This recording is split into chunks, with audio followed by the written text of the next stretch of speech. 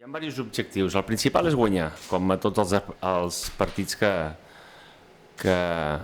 juguem o que sortim d'inici, no? Aquest és l'objectiu. Plantegem els partits per guanyar. De quina forma? Doncs, bueno, de la forma que estudiem el rival durant tota la setmana, no? Bé, és cert que la sangria aquesta de gols que estem rebent l'hem de parar d'alguna manera i ho tenim a les nostres mans, no?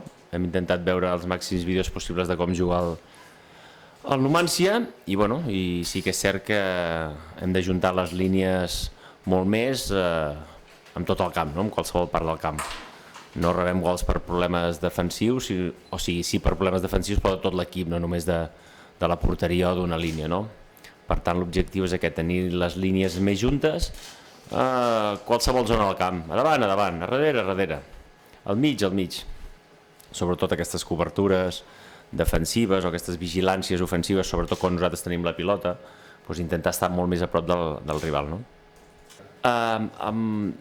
No soc molt amant de sistemes de 1-4-3-3 o 4-2-3-1, però és cert que el sistema que estem empleant pràcticament a tots els partits de l'1-4-3-3, jo no he vist més defensiu que 4-3 per davant, no és el 4-2-3-1 que com he pogut llegir, que potser canvia el sistema, no.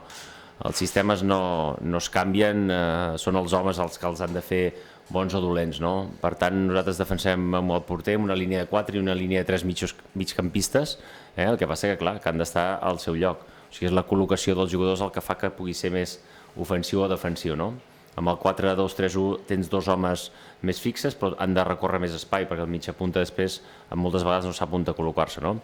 És aprendre a saber col·locar-se i a defensar-se en zona i després, quan l'intervenció de l'home, anar a l'home, no? O sigui, partint de la zona, però quan ve el jugador rival amb la pilota ja es converteix en marcatge a l'home, saber interpretar això.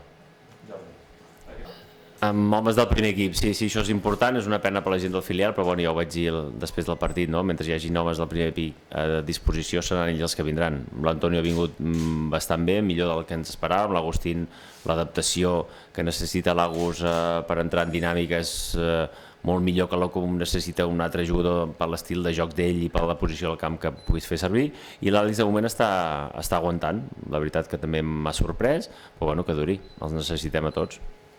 Sí, jo crec que la distància entre línies, els davanters quan van a pressionar seguits de la línia de mig surt la línia de defensa ha d'acompanyar i el porter també ha de sortir, quan la defensa replega els migcampistes i el davanter han de replegar, a vegades és el que dèiem, donem coses per suposat que potser no s'han de donar, no? I que se'ls ha d'explicar, a més ells també ho demanen, ostres, a vegades no estic fent bé això, com ho podria fer? Bueno, se'ls hi diu. L'important és això, que ells volen aprendre i nosaltres tenim ganes d'ensenyar en aquest cas, no? De mirar el que és millor per nosaltres. Necessitem les línies molt més juntes, ells ho saben, ho han vist, perquè moltes vegades és diferent que tu els expliquis o que ho puguin llegir o que ho puguin veure en vídeo, no? I a més això els ajudarà molt. És això el que hem de rectificar, no? La distància entre línies, defensa mig davanter, que sigui, comptant amb el porter, que sigui tot més compacte en qualsevol zona del camp. Que això requereix més esforç? Sí, clar, ho sabem, però ho hem de fer. Tot porta una trajectòria crec que molt bona, sobretot a casa, no? Sí que és ben cert que perd dos homes importants al mig del camp, com Sani i Txomin Nagore, però té Julio Álvarez que enllaça molt bé amb Juan Jodal, té dos bandes, Lago Júnior i Cédric, molt verticals, i si mires a la banqueta té De Cerio, Del Pino, jugadors contrastats aquesta segona. Té un joc més o menys directe, però és enganyós, perquè l'incorporació o la posició de Julio Álvarez al mig del camp, que és un home que domina molts registres, sobretot tècnicament, et fa que des de darrere ja no jugui tan directe, que puguin jugar amb ell, i sobretot l'estratègia. Julio Álvarez llança corners, faltes, mitja distància, jo he jugat amb ell, he jugat amb Nagore també, i són dos homes importants. La sort és que en aquest cas Txomin Nagore no pot jugar. Sí, jo penso que tot, o sigui, tot passa pel cap, la mentalitat dels jugadors et pot fer guanyar i perdre un partit, la mentalitat de l'entrenador com transmeti les coses et pot fer guanyar o perdre un partit. Està clar que no és físic. De fet, en el partit de l'altre dia, després de l'Anza marcar l'1-3, vam tenir una reon de 2-3 minuts o 4 o 5 de Nabil amb el gol en contra, que vull dir que els jugadors corrien igual. Passa que l'efecte d'anar 0-3 a casa teva et merma, no? És tot de cap, és tot de coco, estic convençut que sí, no és problema físic.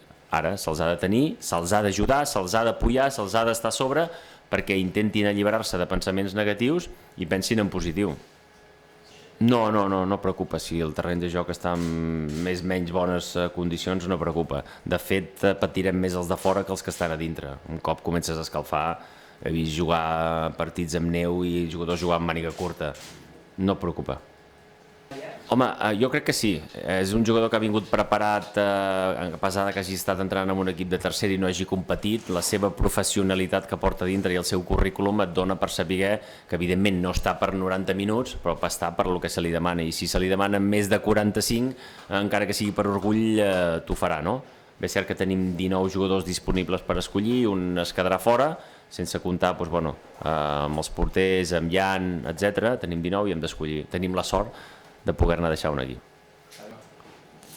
Hi ha diversos noms. Jo, des del que sé parlant amb Xavi Roca, el tema de la Ugila no el coneixia.